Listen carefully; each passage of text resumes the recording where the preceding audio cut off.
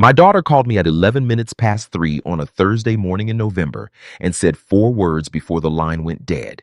She said, "Papa, come get me." Then there was a sound I will not describe in detail because the describing of it would not add to the account and would add to the memory. And the memory does not need the adding. Then silence. Then nothing. I was already out of bed and pulling on my clothes before the nothing had fully registered as nothing.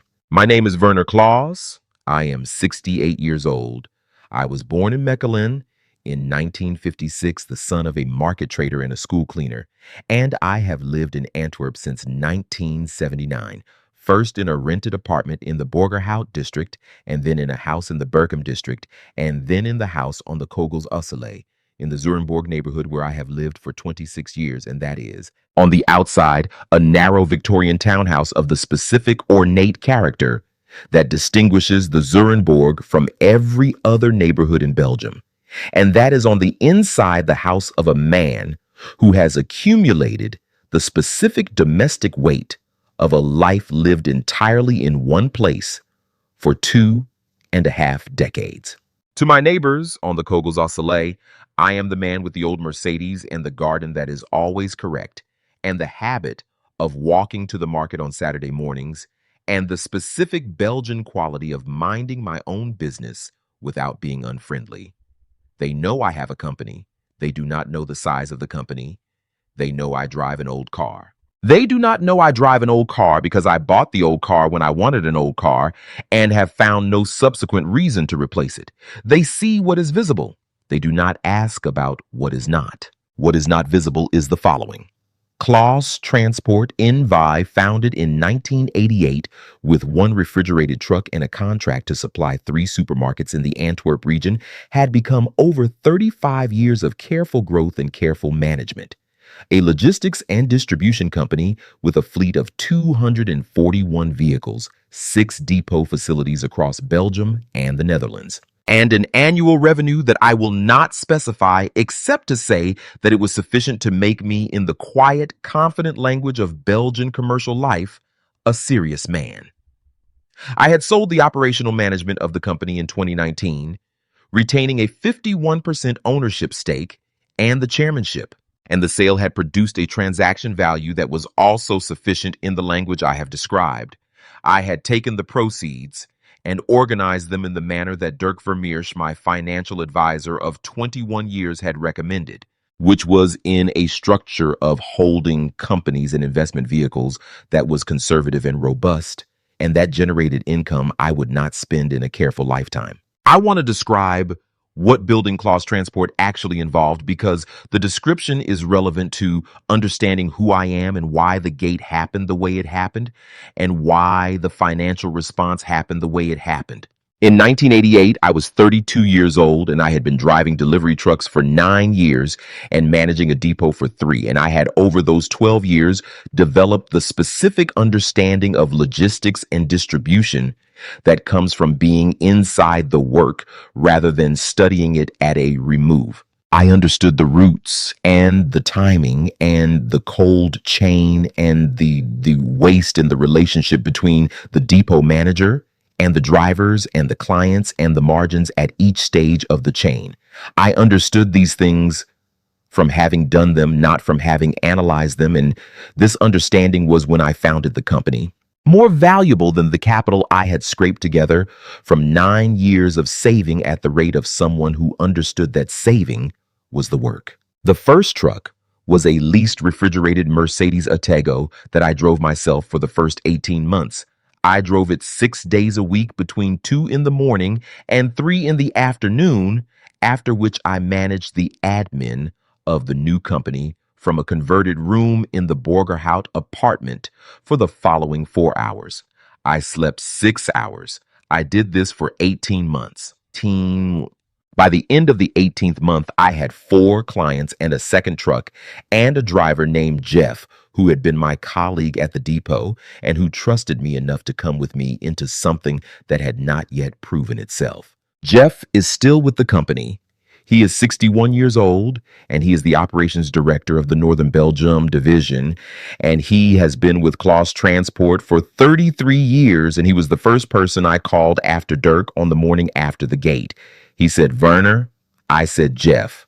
He said, what do you need? I said, I need to know if there are any Verheyden family commercial relationships in our client portfolio. He said, give me an hour. He called back in 50 minutes. He said, two. A food distribution contract in Limburg that runs through a Verheyden adjacent company and a cold storage arrangement in Mechelen. I said, terminate both at contract end. He said, the Limburg one ends in March. I said, Limburg one ends in terminated in March. He said, and the Mechelen. I said, immediately with the appropriate notice period. He said, Werner. I said, yes. He said, is Lena all right? I said, she will be. He said, good. He said, consider it done. None of this was visible from the Kogels Osile. I drove the old Mercedes to the market on Saturday mornings.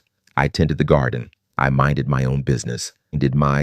My daughter Lena was 29 years old. She had my mother's stubbornness and her own intelligence and a quality of warmth that I had always considered the finest thing about her, the warmth that makes people tell you things they did not plan to tell you, and that makes rooms better when it is present in them. She had studied architecture in Ghent and worked for 3 years at a small firm in Antwerp before meeting Don Verheyden at a dinner organized by mutual friends, and she had in the space of 8 months married him and moved into his family's house in the Provincie Antwerpen countryside and reduced her contact with me to a degree that I had at the time, attributed to the specific absorption of new marriage and new domestic life and the natural reconfiguration of priorities that such absorption requires. The Verheyden family, I need to describe them accurately because the accuracy is important to understanding what happened and what I subsequently did about it.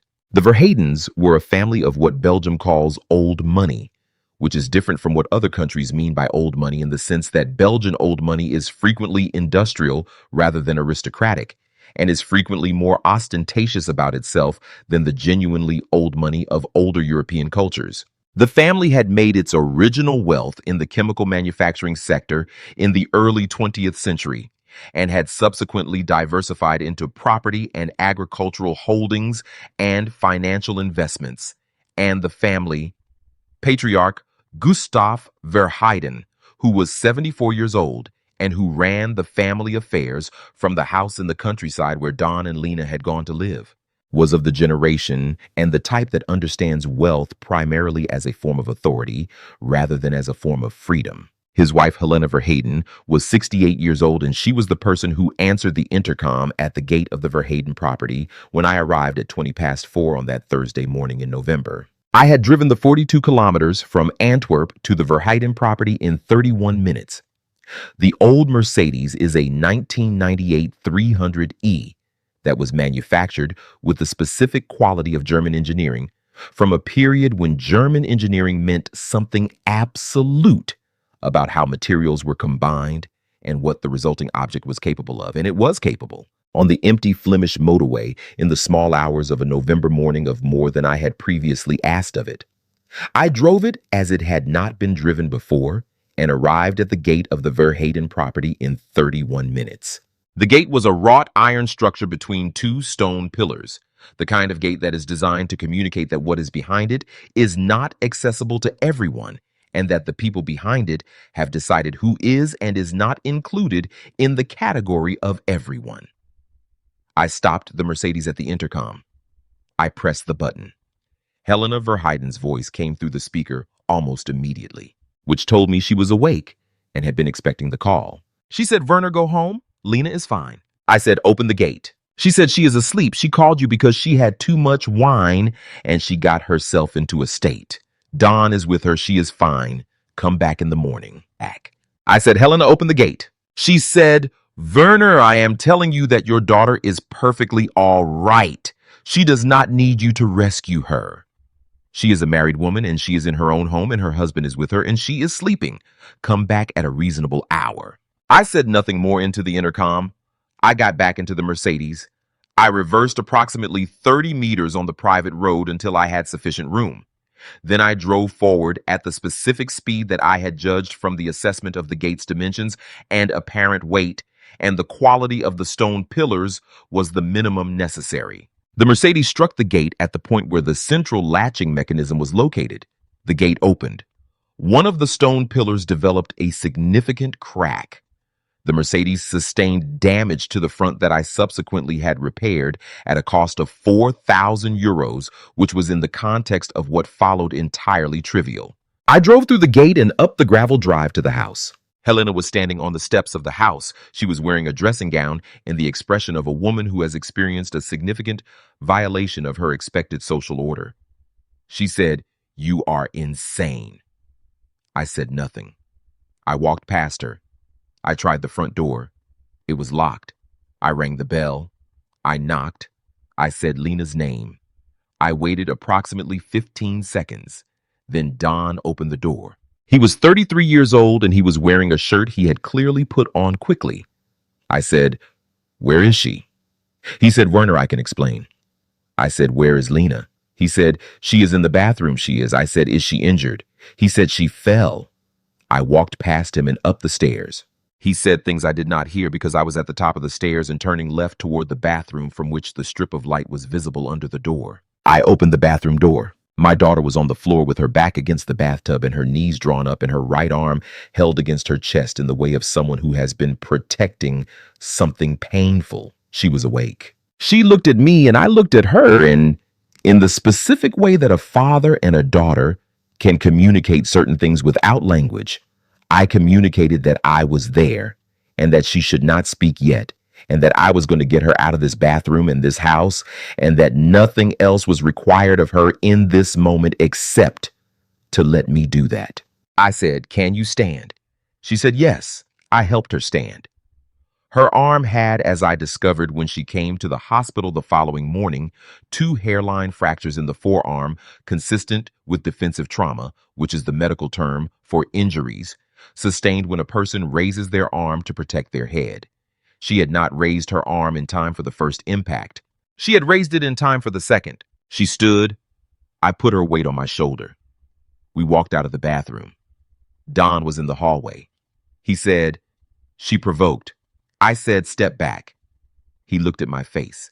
He stepped back. We walked down the stairs. Helena was in the hallway at the bottom.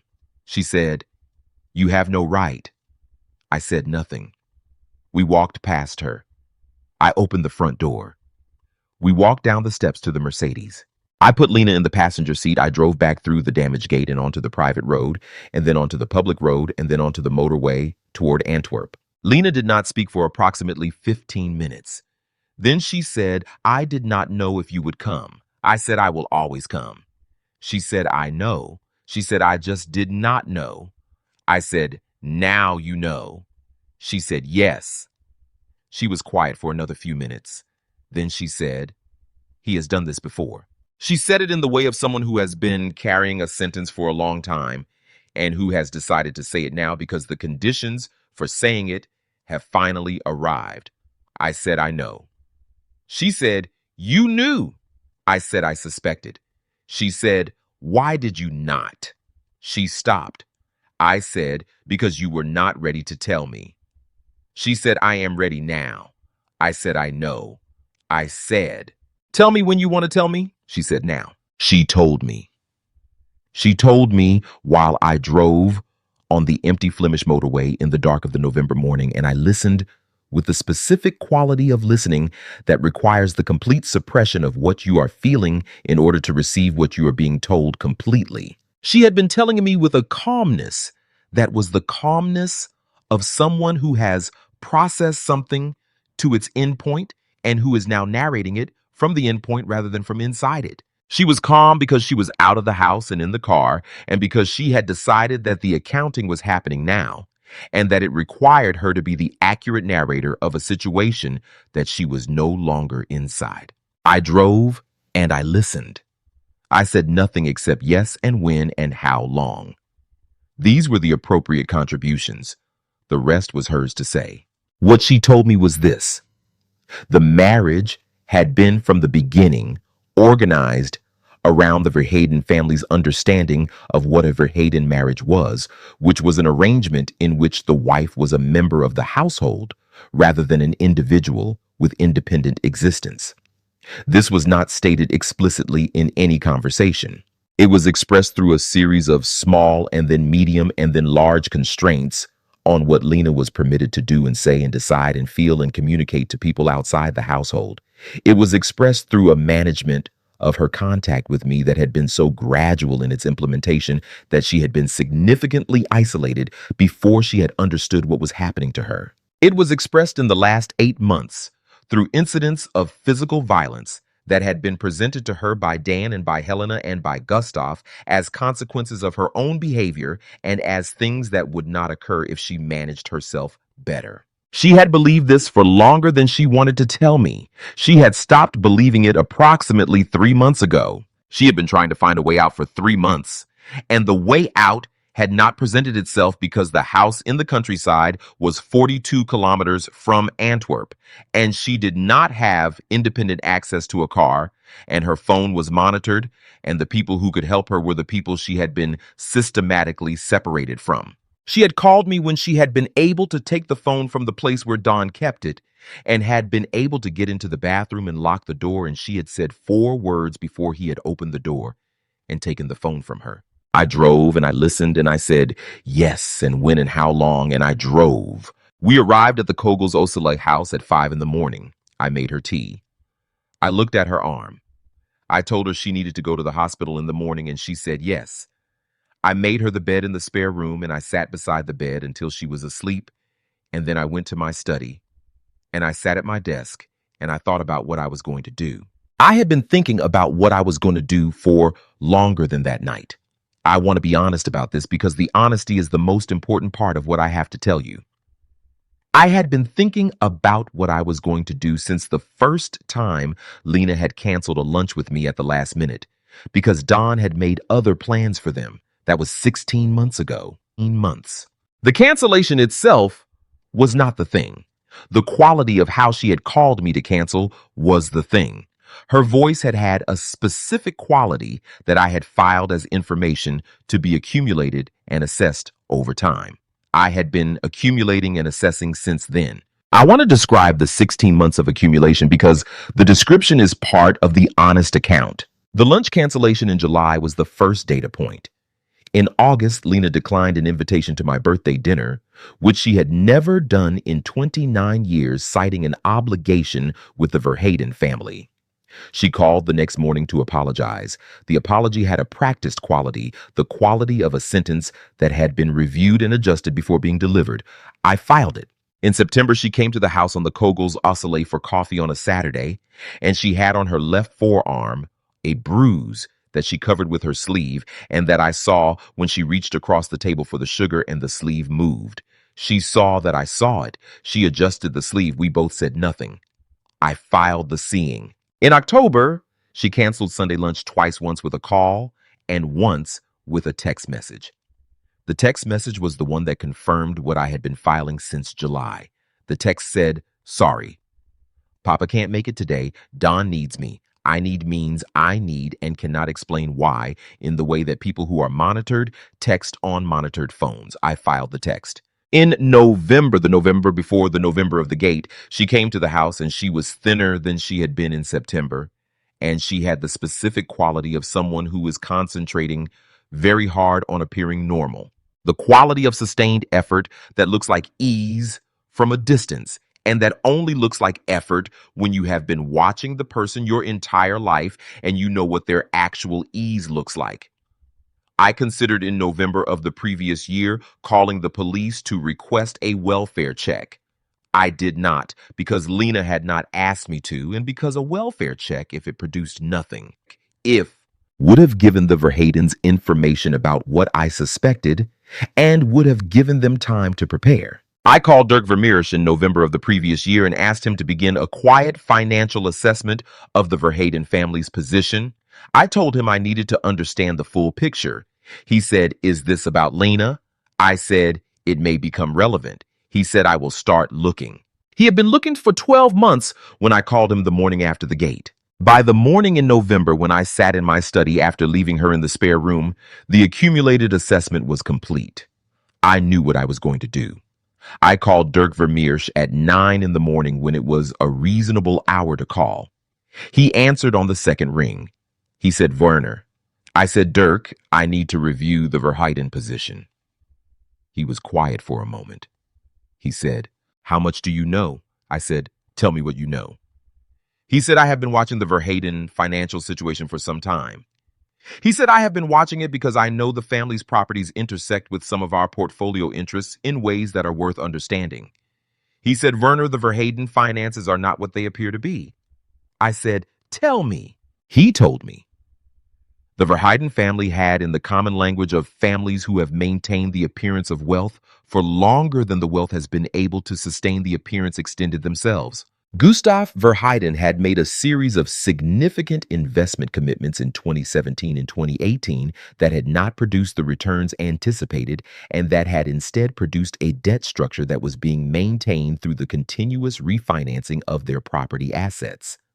The house in the countryside, the family's most significant remaining asset, was mortgaged to 70% of its appraised value. The agricultural holdings had been sold in stages over the previous 4 years. The financial investment portfolio had been liquidated to meet the debt service obligations. The family's apparent wealth was at the time of the November morning when I sat in my study. Substantially a facade maintained by the specific social discipline of a milieu in which admitting financial difficulty is worse than experiencing it. I said, who holds the mortgages? Dirk named a bank. I said, can we acquire the debt? He was quiet for a moment. He said, the bank holds a portfolio of similar positions. It is not impossible that they would consider selling. I said, find out what it would take. He said, Werner? I said, yes. He said, when you acquire the debt, you become the creditor when the debtor cannot service the debt. You have options. I said, I know.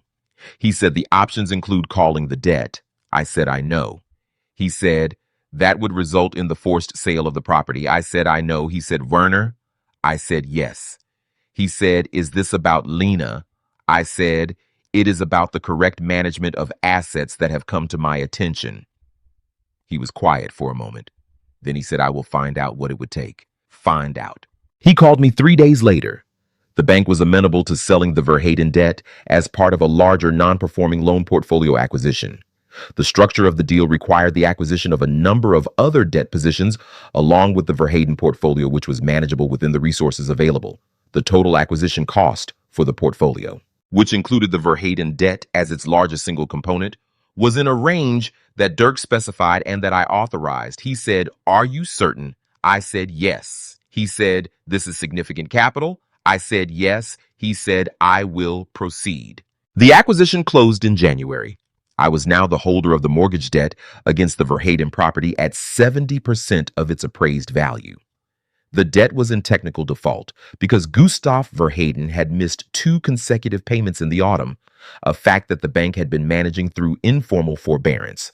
And that was now my fact to manage as I chose. I chose to say nothing for 6 weeks. During those 6 weeks, the following things happened.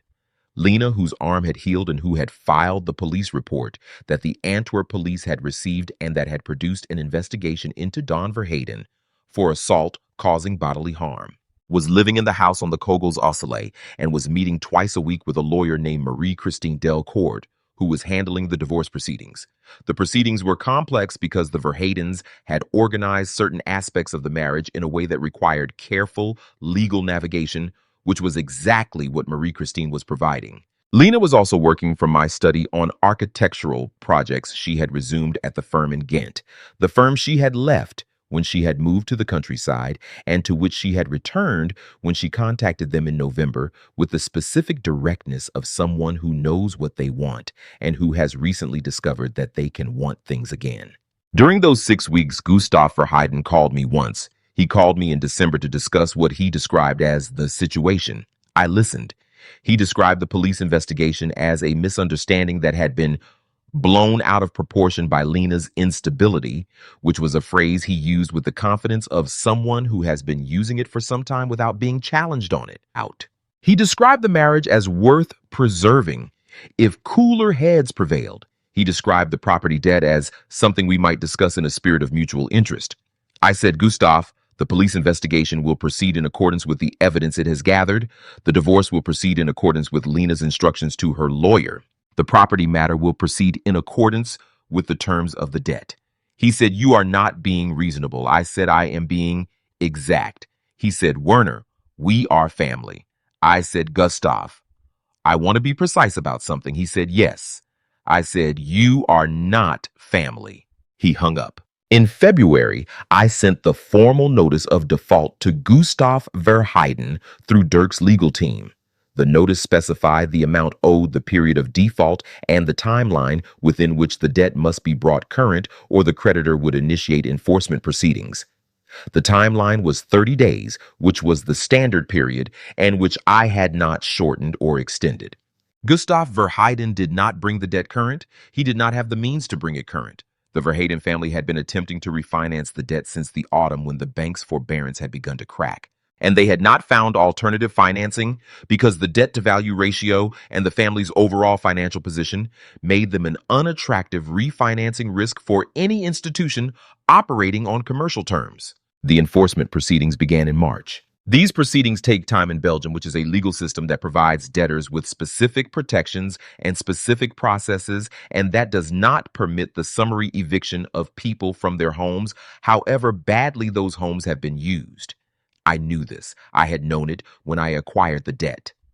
The proceedings were not a rapid instrument. They were a correct instrument, and they would produce their outcome in the correct time. What they produced over the following 8 months was the following.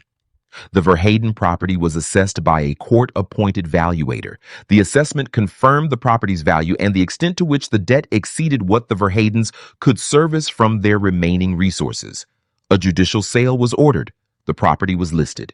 It remained on the market for 4 months at a price that reflected its actual condition, which was the condition of a property that had been maintained for appearance rather than for structure, and that had on detailed inspection deferred maintenance issues of a scale that reduced its market value below the original appraised figure. The judicial sale resulted in a purchase at a price that cleared the debt and left the Verheiden family with a modest surplus, which was appropriate because the purpose of the proceedings was to recover what was owed, not to leave them with nothing. The Verheidens moved to an apartment in Mechelen.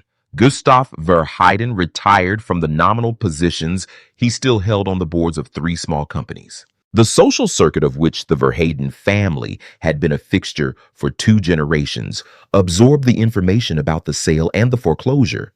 With the specific Belgian efficiency with which such circles absorb the decline of those who have been their members, which is to say that it absorbed it and moved on, and the Verheidens became, in the language of that world, the sad Verheidens. Dan Verheiden was convicted in May of assault causing bodily harm.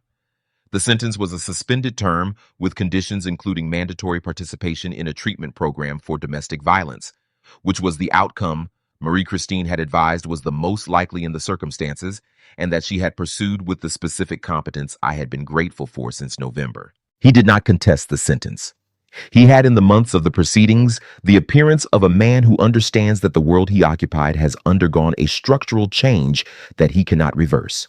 Helena Verheiden called me in June. She said, Werner, I want to speak to you about Lena. I said, Helena, I am not the relevant party. Speak to Lena. She said, Lena will not take my calls. I said, that is Lena's decision. She said, Werner, we were family. I said, you were family in the specific sense that you were my daughter's family by marriage. The marriage has ended. I said, Helena, I want to say something clearly. She said, yes.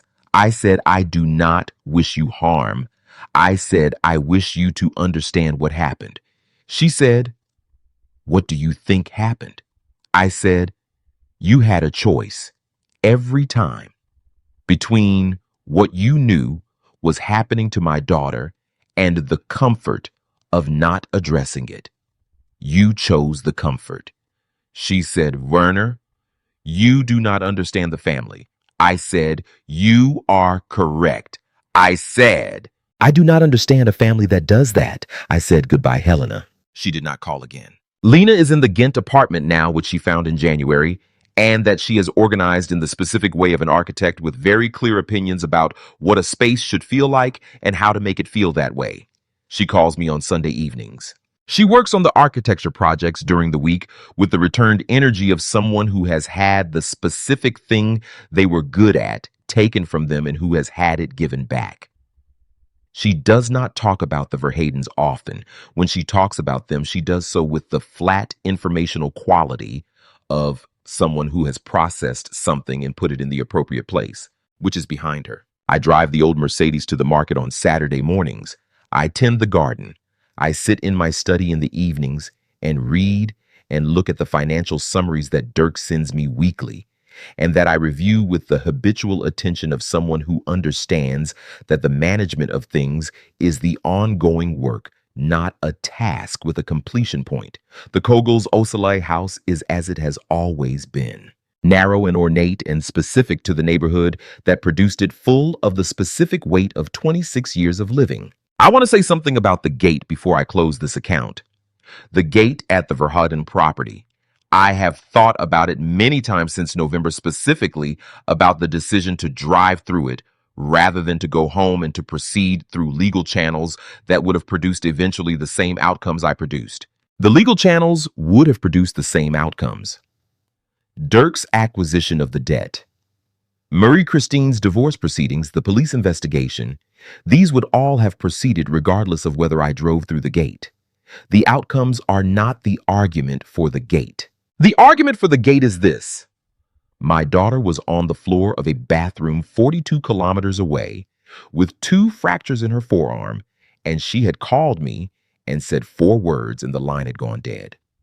The law would have gotten to her eventually. I got to her at 4 in the morning. There is a version of this account that presents the gate as irrational and the financial strategy as the intelligent response.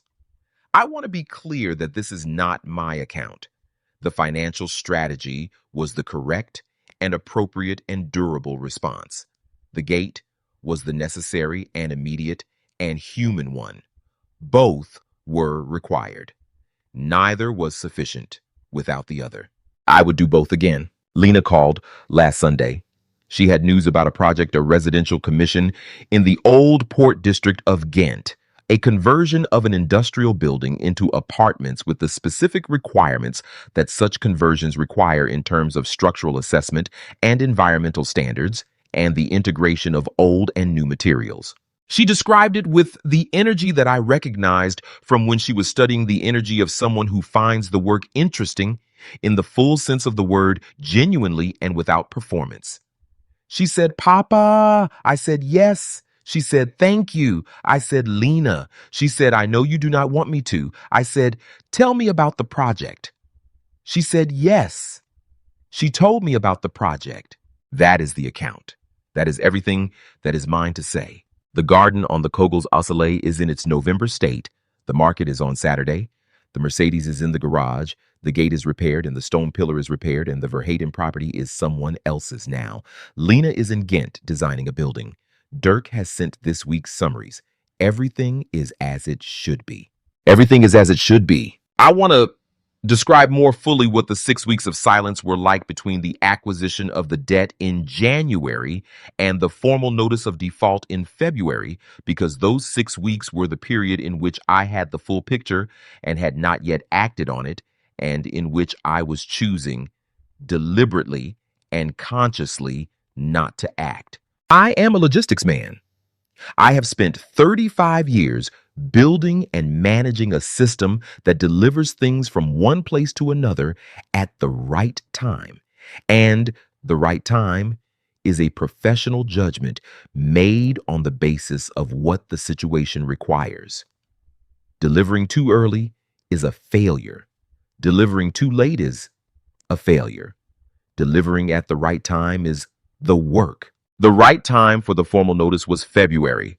I knew this not from calculation, but from the same judgment that tells you when a route is ready to run, when the infrastructure is in place, and the timing is correct, and the delivery will be received as it should be received rather than as it should not. In January, the acquisition had just closed. In January, Gustav Verheiden did not yet know who held his debt. In February, he would know. The difference was significant. During those 6 weeks, I also spoke to Lena's lawyer, Marie Christine Delcourt, twice. The first conversation was about the divorce proceedings and about the police investigation and about the timeline and the documentation that would be required. The second conversation was about the specific provisions of Belgian family law regarding matrimonial property and what Lena was entitled to as a result of the marriage. Lena had gone into the marriage without significant independent assets. The Verheyden family had been very specific through the marriage contract they had required and that Lena had signed about what she would receive in the event of dissolution. The contract was structured to minimize her share. Marie Christine had looked at the contract carefully. She said, Werner, I want to be honest with you about the contract. She said, it is a valid contract. Lena signed it. I said, I know. She said, what it means for the division of assets is not generous. I said, I know. She said, there are grounds to challenge certain provisions on the basis of undue influence if we can establish the coercive conditions of the marriage. I said, please establish them. She said, the police investigation will be helpful. I said, yes. She said, Werner, I want to ask you something. I said, yes. She said, the Verheyden property.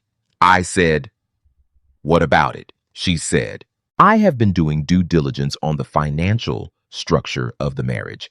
I said, yes. She said, I have seen references to a debt acquisition by a vehicle associated with Claus Transport. I said, that is a matter between Claus Transport and its financial advisors. She said, yes. She said, I understand. She said, I want to make sure that the divorce proceedings are not legally compromised by any commercial activity that could be characterized as. She stopped. I said, Marie Christine. She said, yes. I said, the divorce proceedings are your matter. The commercial activities of Claus Transport are my matter. They are separate matters that may produce outcomes that are individually correct and collectively beneficial. That is not a legal problem. She said, no, it is not. She said, good. We continued. The formal notice in February was delivered by registered mail to Gustav Verheyden at the property and to his legal representative in Mechelen. Gustav's legal representative called Dirk the same day. The conversation was professional and brief. The debt was valid. The default was documented. The timeline was standard. There was nothing to discuss except whether the default would be cured, which it would not, or whether the enforcement proceedings would begin at the end of the 30-day period, which they would.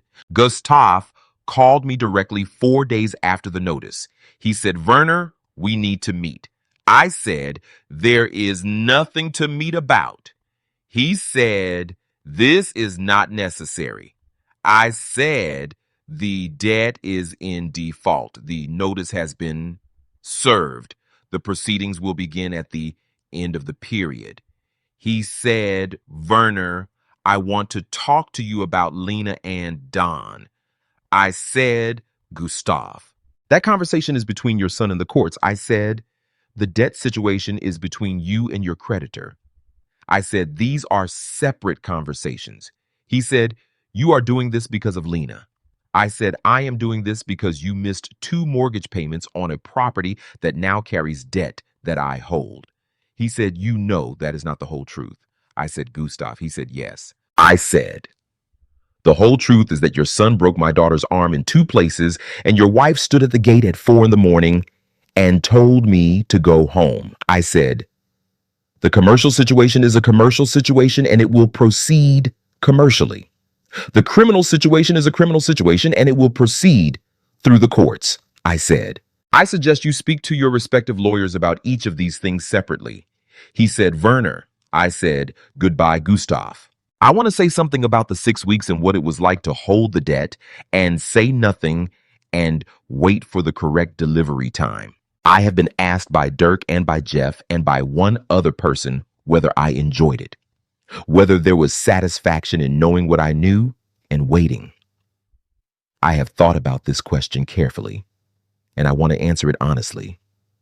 There was something in those 6 weeks that is not exactly satisfaction and not exactly power, but something related to both. The specific quality of someone who has information and who is managing the information correctly and who knows that the management is the work and that the work is being done correctly. I recognize this quality from the professional context. It feels the same in the personal context. Whether this is admirable, I cannot say. I can say it is honest. I want to describe more fully what happened with Lena in the months after November, because the months are the part of this story that I find most important and that I think is most often omitted from accounts like the one I am giving, which focus on the dramatic events and the financial outcomes, and that skip over the ordinary months in which the life that was interrupted is resumed. She was in the Kogels Asala house from November until January when she found the Ghent apartment. 4 months. In those 4 months, she did the following things which I watched with the specific quality of a father who is present without being intrusive and who has learned to offer what is needed without offering what is not needed. She slept. For the first 3 weeks, she slept more than I had seen anyone sleep since Thomas, who drove the second truck for Claus Transport in 1991, and who had a specific capacity for sleep that I had always admired. She slept, and she ate, and she sat in the kitchen and drank coffee and looked out the window at the garden in its November and December state. She did not talk about the Verheydens much in those weeks. She talked about the work, about the architectural projects she was thinking about the firm in Ghent, and what it would mean to go back. She talked about small things. She helped me in the garden on the weekends when the weather allowed it. In December, she started working again from my study on her laptop on drawings for a competition brief she had found. She worked in the mornings, and in the afternoons, she sometimes went for walks. She began to have the quality that she had always had, the warmth that makes rooms better when it is present in them. It returned slowly and then in larger increments, and then it was simply there again. Her own quality, which had been suppressed for 28 months and that had not been destroyed, merely suppressed. She spoke to Marie Christine twice a week by phone. She attended 2 appointments at the hospital for follow-up checks on the arm. She met once with the police investigator handling the assault case. She went to the market with me on the Saturday before Christmas, and we bought vegetables and cheese and the specific Antwerp chocolates that we had been buying at that market for 20 years and that she had not had since the marriage because the Verheydens had preferred different chocolates. She called her friends. This was the thing that I noted most specifically because the calling of friends indicated the resumption of the connections that had been severed during the marriage, the reaching back toward the people and things that had been hers before the Verheydens. There were 4 of them women she had known since the university in Ghent, and she had not been in contact with them for the better part of 2 years, and she called each of them in December and explained what had happened in the abbreviated way of someone who is not yet ready to give the full account, but who is ready to reestablish the connection. And each of them responded in the way that people who have been waiting for a call respond when the call comes, which is with warmth that is slightly more intense than ordinary warmth because it contains the relief of the waiting. She found the Ghent apartment in January through one of those 4 friends who knew someone who knew of a lease available. She went to see it on a Saturday. She called me from outside the building and said, "Papa, I think this is it." I said, "What does it look like?" She described it. I said, "Does it have the light you need?" She said, "Yes." I said, "Then yes." She moved in the following weekend. I drove the boxes in the old Mercedes. Jeff came with his van. The apartment was on the 3rd floor of a renovated building in the University Quarter of Ghent, and it had the specific quality of apartments that are empty and waiting for someone who knows exactly how to inhabit a space to come and inhabit it. Lena knew. By the end of the first weekend, it was already Lena's. I drove back to Antwerp on the Sunday evening of the move, and the house on the Kogels Osele was the house it always is, narrow and ornate and full of the weight of 26 years, and I sat in the kitchen and drank the last of the coffee and felt what I felt, which was not uncomplicated, but which was the right thing to feel. Which is that the thing that needed to happen had happened, and that the person who needed to be in a different place was in a different place, and that the work was not finished, but the critical passage was complete. Dirk called the following Monday. He said, "Werner, the enforcement proceedings are on schedule." I said, "Good." He said, The judicial sale timeline is March through July. I said yes. He said, the property will clear the debt with a modest surplus. I said, good. He said, Werner. I said, yes. He said, I want to say something. I said, say it. He said, I have been your financial advisor for 21 years. He said, I have worked on many significant transactions. I said, yes. He said, this is the one I found most satisfying. I said nothing for a moment. He said, I want you to know that. I said, Dirk. He said, yes. I said, thank you. The conviction in May was the outcome Marie Christine had advised was the most likely, and it was the correct outcome, and the suspended sentence was the conventional response of the Belgian courts to a first conviction for an offense of this category that was not contested and that involved a perpetrator with no prior record. And I understood this and I accepted it as the correct outcome of the correct process, even though the correct process produced an outcome that measured against what had happened in the bathroom in November felt insufficient. I said this to Marie Christine after the sentencing. She said, Werner, I understand. She said, the suspended sentence with conditions means he is under supervision. She said, any further offense results in immediate imprisonment. She said, it is not nothing. I said, no. I said, it is not nothing. She said, it is the limit of what the system is designed to do for a first offense. I said, yes. I said, thank you, Marie Christine. She said, your daughter is extraordinary. She said, tell her I said that. I said, I will. I told Lena that evening on the phone from the Ghent apartment. She said, I know she is. She said it with a warmth that makes rooms better. She said, Papa. I said, yes. She said, can I come this weekend? I said, yes. She said, can we go to the market? I said, yes. I said, the chocolates. She said, yes. I said, Saturday morning. She said, Saturday morning. She came on Saturday. We went to the market. We bought vegetables and cheese and the specific Antwerp chocolates and a bunch of early autumn flowers that she said she wanted for the apartment, and that I drove back to Ghent with her in the afternoon after lunch at the house, the lunch that I had made with the same care I make lunch when Lena is coming, which is the care of someone who makes the meal as a form of communication that he has not found the words for. She carried the flowers up the 3 flights to the apartment. She put them in a vase on the table by the window. She said, there. I said, there. We drank coffee. We looked at the view of the University Quarter from the 3rd floor window. She said, Papa, you know what I have been thinking about. I said, tell me. She said, the project in the Port District, the industrial conversion. She said, I have been thinking about what the building was and what it could become. She said, there is a specific quality in industrial buildings of a certain period when you let the structure speak, rather than trying to disguise it. She said, the columns and the beams and the original floor plates. She said, if you let them be what they are and work with them rather than against them. She said, the building has been trying to tell you something for 80 years and all you have to do is listen. I said, yes. She said, that is the architecture I want to do. I said, yes. I said, go do it. There is a person I have not mentioned in this account, which is Lena's mother. My wife, Mia, died in 2014 when Lena was 20 years old and I was 58, and the company was 26 years old, and the Kogels Oselai house was 10 years old.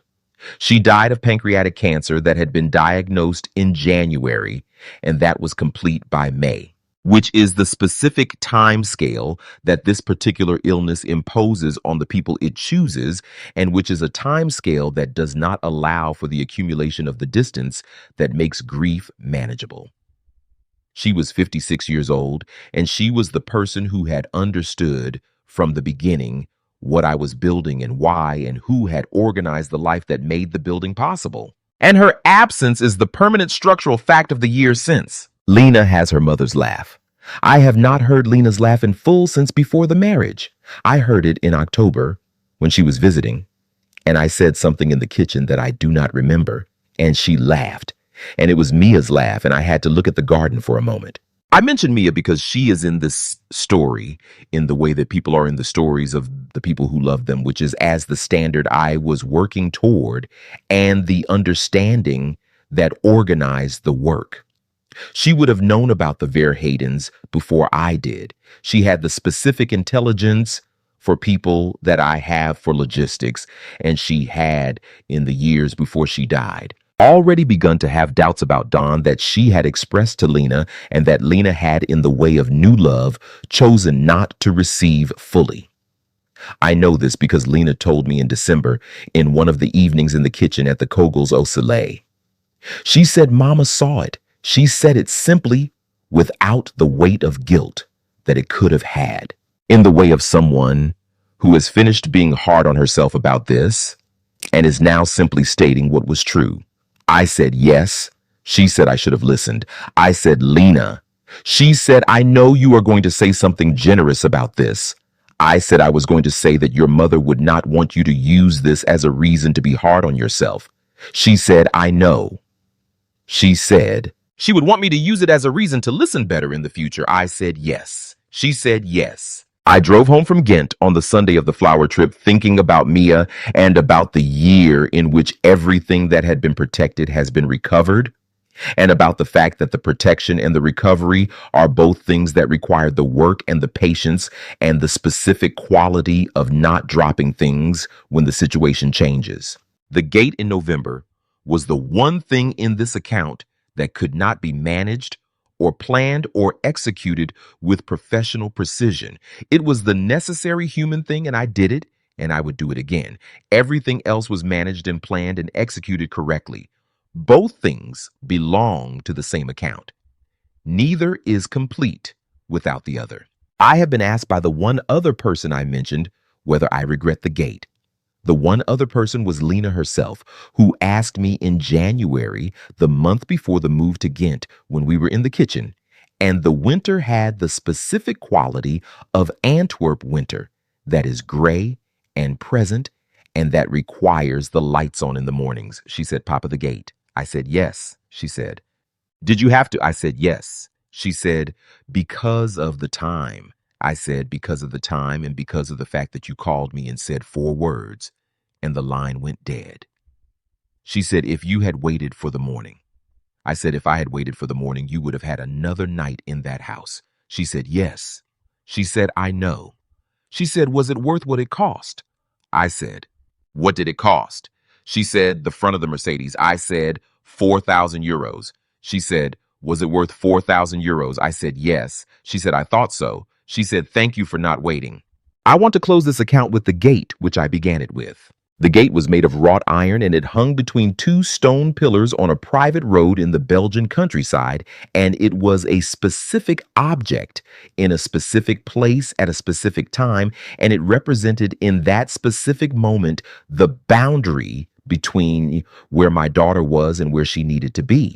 I have spent 35 years in logistics, and 35 years of logistics has produced in me the specific understanding that boundaries are professional realities until they are not professional realities. And the moment when the boundary is no longer a professional reality is the moment when you assess it by different standards and act accordingly. The gate was not a professional reality. The gate was my daughter on a bathroom floor in November and 4 words in the line going dead. I assessed it accordingly. I drove through it. The assessment was correct. The rest is the rest, which is the months and the Ghent apartment and the flowers on the table and the return of her laugh. The rest is the correct outcome of the correct work delivered at the right time in the way that correct work delivers correct outcomes when the logistics are right. The rest is her building something she loves in the Port District of Ghent with the columns and the beams and the original floor plates listening to what the building has been trying to tell her for 80 years. The rest is the market on Saturday mornings and the Antwerp chocolates and the old Mercedes and the garden on the Kogels au Soleil and the coffee that Dirk sends this week's summaries and everything that is as it should be. That is the account. That is the gate and what came after it. Werner Claus, Antwerp, November. I want to add one more thing, which is about the Mercedes itself. The 1998 300E has been repaired. The front end damaged, the crumpled hood, the smashed grille, the damaged radiator has been addressed by the garage in the Burkham district that has been maintaining the car for 15 years. The mechanic, a man named Gilbert, who has been working on Mercedes vehicles since before the Model I Drive was manufactured, looked at the damage when I brought it in and said, "Werner, this is significant work." I said, "I know." He said, "What happened?" I said, "I hit a gate." He looked at me. He said, "What kind of gate?" I said, "The kind that needed to be hit." He said, "Ah." He said, "How much do you want to spend?" I said, "Fix everything properly." He said, "That will take 2 weeks and it will not be cheap." I said, "Fix everything properly." He fixed everything properly. 4,200 euros in 2 weeks. When I collected the car, it drove as it had driven before and looked as it had looked before, which is the way a well-made thing that has been well repaired looks, which is exactly itself. I drove home from Gilbert's garage thinking about what the gate had been and what the car had been in that moment and what they both represented. The gate had represented the wrong answer to the correct question, which is the question of whether my daughter was leaving. The car had represented the correct answer given in the correct register, which is the register available to a man who drove trucks for 9 years and who knows that things that get in the way of delivery can be addressed with the appropriate instrument. The car is in the garage. The gate has been repaired. The stone pillar has been repaired. The property is in judicial sale. The arm has healed. The apartment is in Ghent. The laugh has returned. Everything is as it should be. I took the car to the market this Saturday morning. I parked in the usual place. I bought the vegetables and the cheese and the chocolates, which I will bring to Ghent next weekend when Lena is showing me the industrial building and telling me what she is going to do with it. I drove home through the Burkham district and turned onto the Kogels Osile and parked in front of the house and sat in the car for a moment before going in. It was a Saturday morning in Antwerp in November. The trees on the Kogels Osile were in their November state. The house was the house. The garden was waiting for the weekend's attention. I went in. I made coffee. I thought about nothing in particular and everything in general, which is the specific state of someone who has done the work that needed to be done and who is now in the particular piece of someone who is not waiting for anything to happen. That is the account. That is what there is to say. There is one more thing I want to include because the full account requires it, which is the conversation with Jeff in December. Jeff came to the house for dinner in December. This is a thing we do occasionally, not on any schedule, simply when one of us calls and says, "Come to dinner."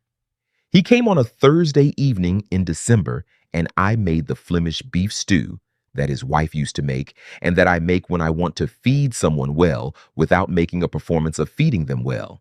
And we ate and we drank good Burgundy and we talked about the company and about the people in the company and about the specific problems of the Spring Fleet renewal that the new management team was working through. After dinner, over the second glass, he said, "Werner." I said, "Jeff." He said, "I want to ask you something." I said, "Ask." He said, "The gate?" I said, "Yes." He said, "Were you afraid?" I thought about this for a while. I said, "Not the way you mean." He said, "What do I mean?" I said, "You mean, were you afraid of what would happen? Of being arrested? Of being wrong about what was on the other side?" He said, "Yes." I said, "No." He said, "Why not?" I said, "Because I had driven those 42 kilometers and I had been accumulating that information for 16 months. And when 4 words and a deadline is what you have at the end of 16 months of accumulation, you are not afraid of the gate. You are afraid of what is on the other side of the gate." He said, "She was all right." I said, "She was not all right." He said, "She is all right now." I said, "Yes." He said, "That is enough." I said, "Yes, that is enough." He was quiet for a moment. He refilled both glasses. He said, "Werner, you know I would have come with you." I said, "I know." I said, "That is why I did not call you."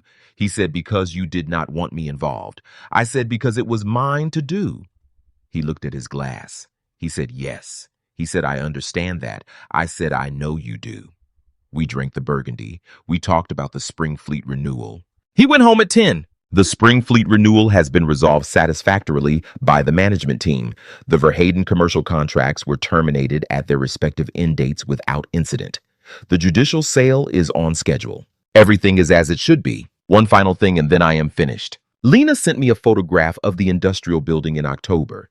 It was taken from the street showing the exterior, the red brick, and the steel window frames, and the specific proportion of the building that belongs to the Ghent industrial architecture of the 1930s. Below the photograph, she wrote, "The building has been trying to tell me something. I am listening." I looked at the photograph for a long time. I looked at the building and its specific quality of a thing that has been standing for 80 years and that is still standing and that has been waiting for someone who would listen to what it was saying. I thought about the account I have given and about what it is the account of which is not a gate and a debt acquisition and a foreclosure. And though those are in the account, it is the account of what happens when a person who was made for the work she is made for has the work taken from her and then has it returned, and what the return looks like when it happens. It looks like a photograph of a building in October with a caption that says, "I am listening." That is enough. That is the full account. Werner Klaus, Antwerp, November. I said earlier in this account that I would do both again the gate and the financial response. I want to qualify this slightly, not to soften it, but to be precise about it, because precision is what this account has been trying for throughout. I would do the gate again because the gate was the only instrument available at 4 in the morning in November when I had driven 42 kilometers in 31 minutes and a woman was standing at the intercom telling me to go home. There was no other instrument. The gate was the instrument. I would do the financial response again because the financial response was the correct use of the resources available to address a situation that required addressing. The debt acquisition, the enforcement proceedings, the judicial sale, these were the instruments available in the professional domain, and they were deployed correctly in the correct sequence at the correct time. What I would not do again if I could undo it is the 16 months of watching. I would have spoken to Lena sooner. I would have said in November of the year, before the gate, when she came to the house and she was thinner and she was concentrating very hard on appearing normal. "Lena, something is wrong. And you can tell me what it is." I did not say this because I did not want to presume. Because I wanted to respect her marriage, because I was afraid of being wrong and of the damage that being wrong would do to our relationship. I was being careful when the situation did not require care. It required directness. This is the thing I have learned from the account I have given, which is that patience is the correct instrument for some situations and not for others.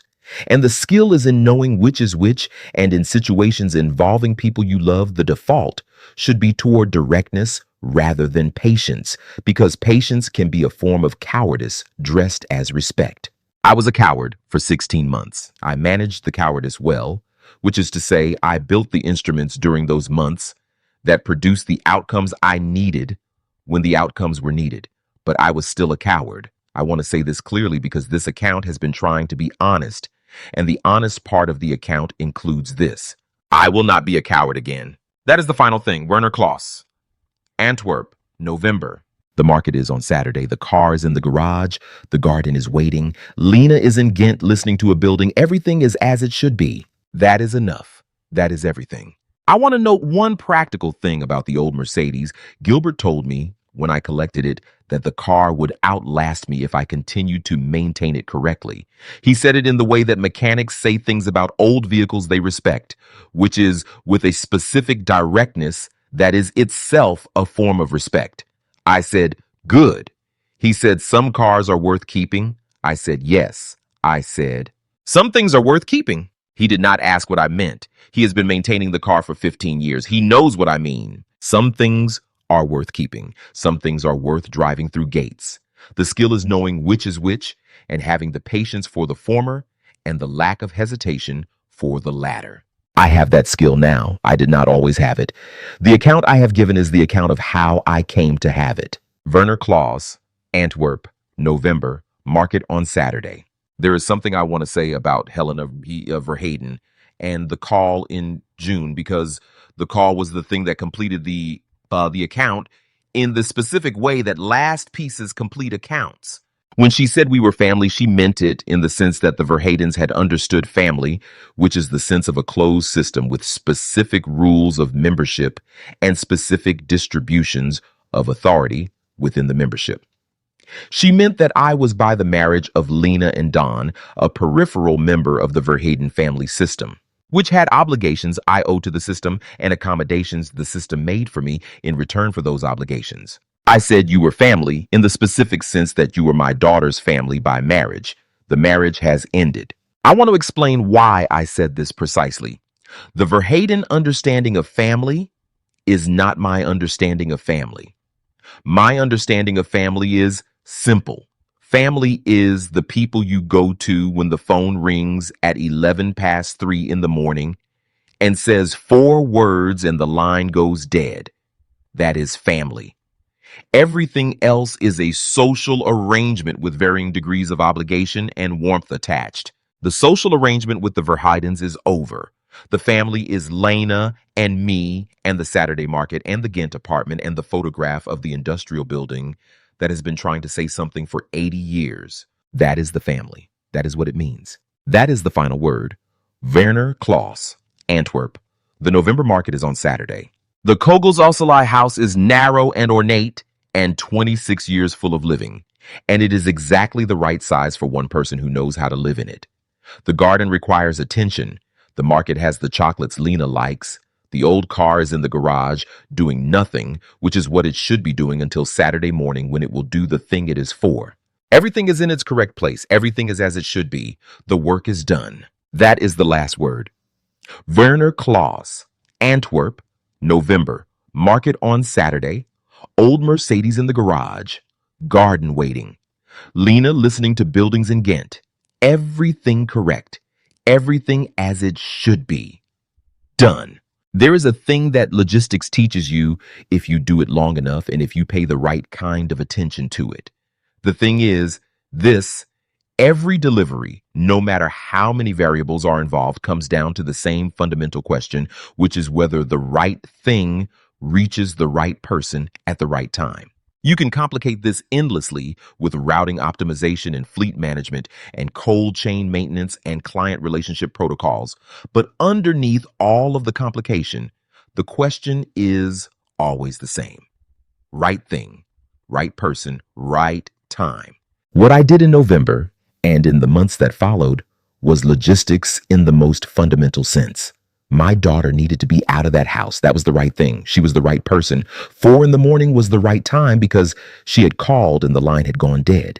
Everything else was logistics. The debt acquisition, the notice of default, the judicial sale, the termination of the commercial contracts. These were all the specific implementation of the fundamental question. Right outcome, right recipient, right time. 35 years of building Klaus Transport produced a man who knows how to answer the fundamental question correctly and who has the instruments to implement the answer when the answer is clear. The answer was clear on the Flemish motorway at 3:47 in the morning in November, when the old Mercedes was doing things it had not been asked to do before, and the lights of the countryside were going past in the specific way of things going past, very fast. It has been clear every day since. Werner Klaus, Antwerp. The work is done. The family is right. Everything is as it should be.